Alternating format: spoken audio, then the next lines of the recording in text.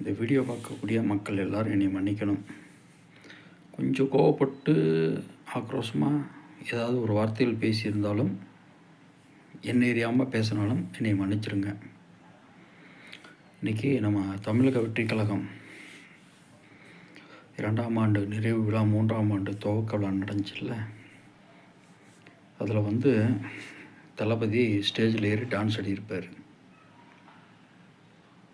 பாட்டு பாடினது வேல்முருகன். வேல்முருகன்ட்ட தளபதி வாலண்ட்ரியாக கேட்டு டான்ஸ் ஆடியிருப்பார். வேல்முருகன் டான்ஸ் ஆடுங்கன்னு கேட்டதில்லை. ஏன் டான்ஸ் ஆடினார்? குழந்த பிள்ளையா? பாட்டோட வைப்பு கெட்டு போய் டான்ஸ் ஆடினாரா? இன்றைக்கி நம்ம தமிழ்நாட்டில்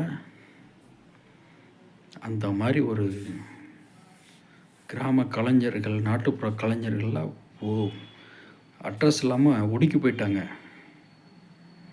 இன்றைக்கி தளபதி ஆடின டான்ஸு இது நாளைக்கு பட்டி தொட்டியெல்லாம் பரவி அந்த கலைஞர்களை வாழ வைக்கும். இந்த அடிப்படை அறிவு கூட இல்லாமல்,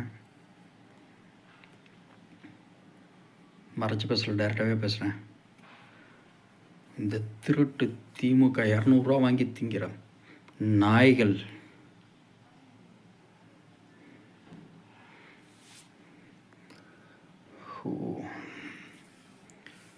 ஒரு நாய் பேசினா அதை கேட்டதுலேருந்து எனக்கு அவ்வளோ ஒரு கோபம், ஆதங்கம்.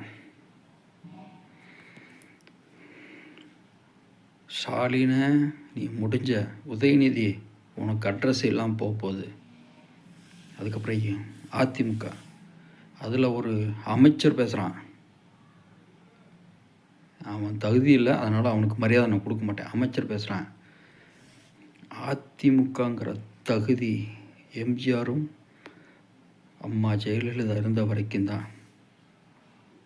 இன்றைக்கி அதிமுக இல்லை, அது பிஜேபியின் அடிமை. ஆணித்தரமாக சொல்ல முடியும். ஏன்னா இந்த கட்சிக்கெல்லாம் ஓட்டு போட்டு வந்தவனா. என் குடும்பமே ஏடிஎம்கே குடும்பம்.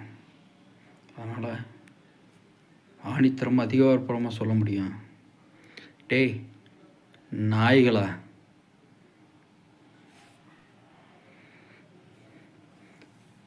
உங்களை மாதிரி காசுக்கு பீதிங்கிற நாய்களை தூக்கி வீசுகிற காலம் வந்துருச்சு.